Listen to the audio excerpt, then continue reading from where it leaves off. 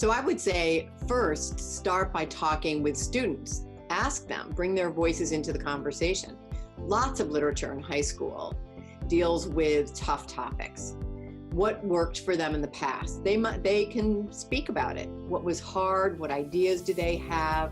I would bet that kids would mention taking a break would help, setting boundaries about what's okay to share and how to respond. What do they really not want to hear from each other?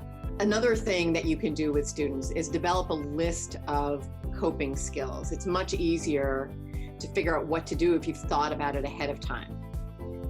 Difficult moments in the moment are not when we're doing our best creative thinking. So preparing helps.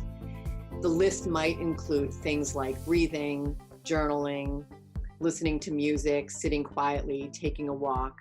Now, some of those things would have to happen outside of school or happen during a homework assignment that students find upsetting, but some can happen in the classroom, breathing for sure, or taking a time out. Elementary schools have had options for timeouts for decades. Unfortunately, sometimes those are deemed as a punitive strategy, but in many places it isn't, and it's helpful where it isn't. Think about it. We all need timeouts at times. So allow for them in class in a way that lets others stay on task.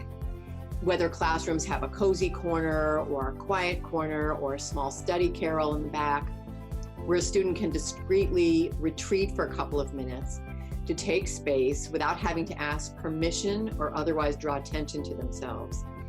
There might be a symbol that students, a little wave, a little thumbs up to the teacher before they go there so the teacher understands what's happening.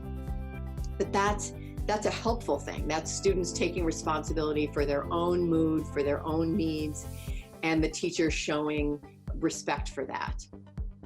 And of course, reviewing those practices prior to an experience that's likely to be difficult is really helpful.